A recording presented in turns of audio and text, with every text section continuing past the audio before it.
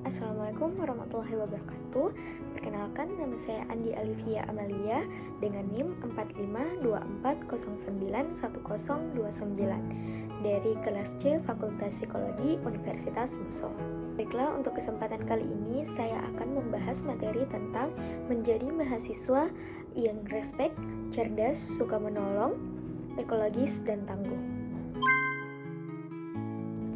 Respect adalah sikap dan tindakan seseorang untuk menghasilkan sesuatu yang berguna bagi masyarakat, mengakui dan menghormati keberhasilan orang lain.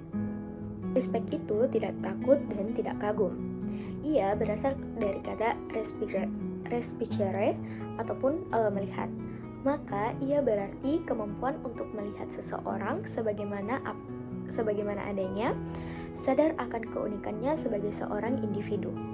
Respect berarti perhatian bahwa orang lain harus tumbuh dan jangan terkekang sebagaimana mestinya. Pemikiran tentang respect berimplikasi bahwa ia dapat diaplikasikan pada orang yang telah melakukan sesuatu secara baik, tetapi juga dapat diaplikasikan kepada segala sesuatu yang telah ditetapkan di masa lalu seperti janji, peraturan, hukum, dan sebagainya. Itulah sebabnya kebanyakan respect itu harus dicapai ataupun diusahakan. Adapun beberapa macam respect diantaranya seperti menghormati atasan, menghormati orang yang lebih tua, hormat kepada masyarakat yang sebangsa, hormat dalam agama, dan hormat dalam kesehatan. Respect ditunjukkan dalam banyak bahasa sesuai dengan konversi gramatika tertentu, terutama dalam rujukan kepada individu yang terhormat adalah kata atau ekspresi yang menekankan respect ketika digunakan untuk menyebut seseorang. Gaya ataupun cara berpakaian secara legal, resmi, atau penggunaan gelar juga menunjukkan orang yang menggunakan suatu posisi tertentu. Gaya yang secara khas diasosiasikan dengan kerajaan digunakan untuk para pemegang posisi ataupun pewaris kerajaan yang ada hubungannya dengan kerajaan. Ada pula bentuk-bentuk gestur yang mempunyai tujuan untuk mengindikasikan penghormatan, diantaranya menunduk, membungkukkan badan, berlutut, bersujud, dan menghormat. Respect juga memperlihatkan kenyataan bahwa dalam pergaulan sosial kita semua adalah saudara. Maka adalah baik apabila antara satu sama lain saling menjaga, saling menghormati, menjaga kemuliaan, menjaga nama baik, dan saling menjaga kebaikan antara satu sama lain. Jadi, kita sama sekali tidak boleh menghina, mencela, dan menodai orang lain. Namun, apabila hal tersebut sesuatu itu terjadi dan menyebabkan kemerosotan derajatnya, kemudian menyebut-nyebut keburukannya di muka umum, kemudian memberikan gelar yang tidak sesuai dengan saudara kita, kemudian melakukan sesuatu yang akibatnya akan mempersempit kehidupan saudara kita, kemudian kita dilarang untuk memata-matai, menyangka yang buruk, mengumpat dengan umpatan yang jelek-jelek. Hal ini sangat dilarang keras karena akan merenggangkan hubungan persaudaraan, persatuan yang kita jalin serapat-rapatnya. Wajib saling menghormati karena kita adalah manusia dan yang dihormati pun adalah manusia juga.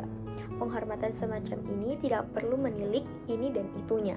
Penghormatan harus dilakukan tanpa memandang agama, bangsa, tanah air, bahasa, ataupun warna kulitnya. Jadi semata-mata dari sama manusianya saja. Dengan sikap respect berarti kita pun harus siap menang dan siap kalah, siap untung dan siap rugi, siap bagus dan siap buruk, dan seterusnya. Dalam hal ini, kita belum bisa mengajarkan kepada generasi sesudah kita jika kita tidak bisa bertindak fair. Seringkali kita memaksakan kehendak kita. Kita berpikir bahwa semua itu bisa diatur oleh diri kita sendiri, padahal sesuatu itu ada aturan mainnya. Cerdas adalah kemampuan seseorang dalam melakukan sesuatu tugas secara cermat, tepat, dan cepat. Kecerdasan adalah istilah yang mendeskripsikan kapasitas pikiran. Dalam konteks ini, yang berbeda dapat didefinisikan dalam cara yang berbeda, termasuk kapasitas dalam berpikir abstrak, memahami, komunikasi, menalar, berpikir, belajar, berencana, kecerdasan emosi, dan pemecahan masalah.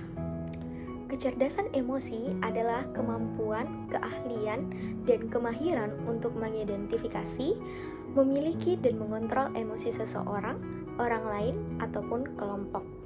Model yang berbeda telah diajukan untuk definisi kecerdasan emosi, dan terdapat perbedaan tentang bagaimana istilah itu digunakan. Kecerdasan seperti ini tidak didapat di bangku sekolah. Ia dilatih oleh pengalaman, karena pengalaman adalah guru terbaik. Kecerdasan emosi dengan demikian lebih merupakan seni daripada ilmu. Semakin banyak kita bergaul, semakin baik kita memperlakukan orang. Semakin banyak masalah yang kita dapat, maka semakin baik pula kita memecahkan masalah.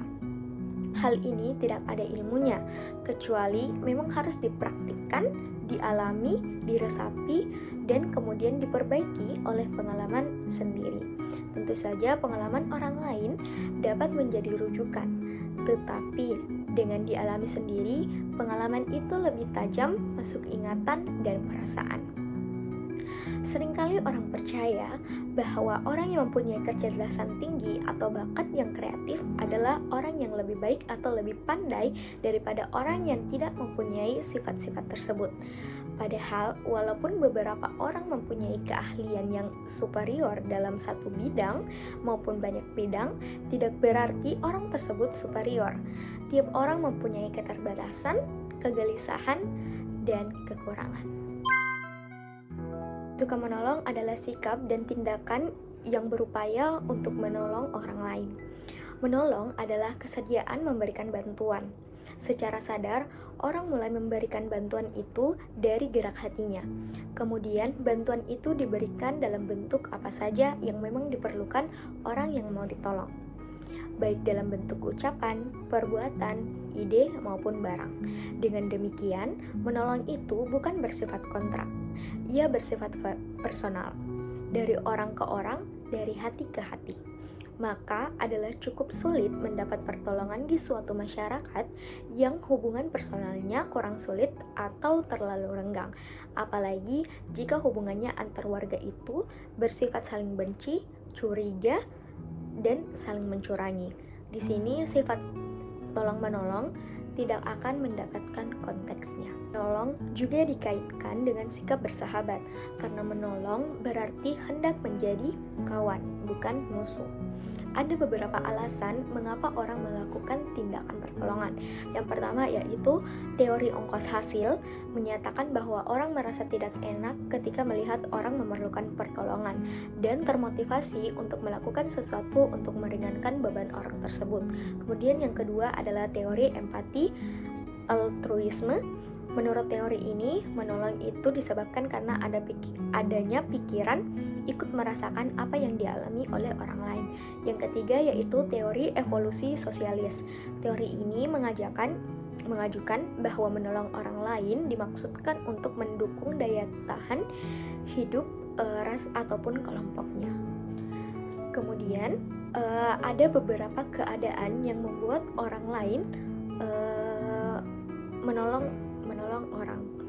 Yang pertama itu jumlah orang yang melihat, peniruan, waktu luang, dan kesamaan.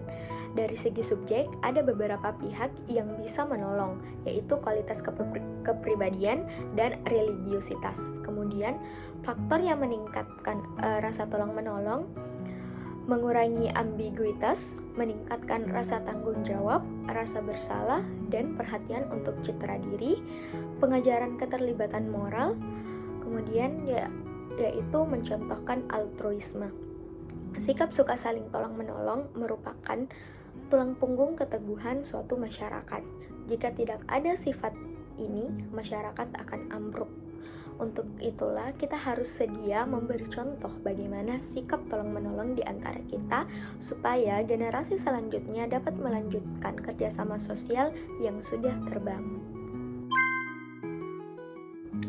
Ekologis adalah sikap dan tindakan yang selalu berupaya mencegah kerusakan pada lingkungan alam di sekitarnya dan mengembangkan upaya-upaya memperbaiki kerusakan alam yang sudah terjadi dan selalu ingin memberi bantuan bagi orang lain dan masyarakat yang membutuhkan. Secara umum, apa yang menjadi perhatian global saat ini adalah industrial yang semakin cepat berkembang, pertumbuhan penduduk yang cepat, menyebarnya kekurangan gizi, kekurangan sumber daya alam yang tidak dapat diperbarui, semakin memburuknya kondisi lingkungan. Dan semua itu bisa terhubung menjadi problem besar kemanusiaan. Ada dua argumen mengapa kita harus peduli pada lingkungan. Pertama, sebab kita memerlukan lingkungan, dan yang kedua adalah sebab lingkungan itu sendiri berhak untuk berkesinambungan. Gerakan yang mengkampanyekan untuk kembali ke alam, peduli alam, dan menghormati alam biasanya disebut dengan gerakan hijau. Gerakan ini sudah ada di berbagai lini. Gerakan hijau mengupayakan keseimbangan melalui pengakuan bahwa planet kita dan semua kehidupan di dalamnya adalah aspek-aspek yang unik dan integratif. Selain itu, pemahaman bahwa semuanya berada dalam kondisi saling ketergantungan. Ekologi sosial itu berasal dari berkesinambungan alam. Kesinambungan, kemajemukan, spontanitas, kebebasan, dan holisme. Masyarakat yang dicita-citakan ekologi sosial adalah masyarakat yang dapat mengurangi segala hierarki dalam alam dan masyarakat itu sendiri. Dalam masyarakat ekologis, dominasi dan hierarki akan diganti oleh persamaan kebebasan. Ekologi kebebasan akan menyatukan manusia dengan alam dan manusia dengan manusia.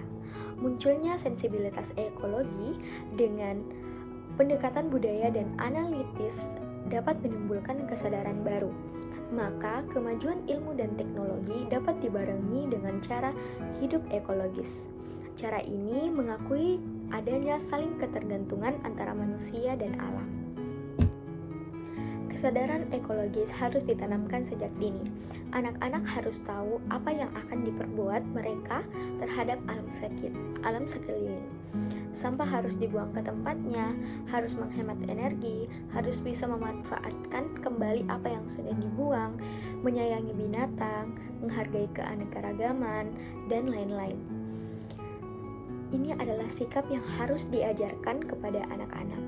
Demikian, sehingga sikap-sikap hidup tersebut melekat kepada mereka, sehingga pada waktu dewasa nanti mereka sudah bisa membedakan mana yang baik diperbuat untuk alam dan mana yang buruk, salah, dan merusak alam tersebut. Tangguh adalah sikap pantang menyerah dan tidak pernah putus asa ketika menghadapi berbagai kesulitan dalam melaksanakan kegiatan dan tugas, sehingga mampu mengatasi kesulitan tersebut dalam mencapai tujuan. Ketangguhan memerlukan kesungguhan.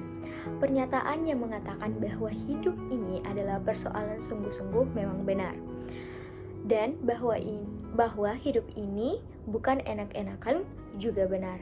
Hidup ini memerlukan kebaktian, ketekunan, rasa tanggung jawab, dan sifat-sifat lainnya. Akan tetapi, ini tak berarti bahwa kita harus bersikap murung, sedih, dan suram. Sebaliknya, justru karena hidup ini sungguh-sungguh, kita harus mampu membuka diri terhadap segala keceriaan dan kegembiraan yang diberikannya.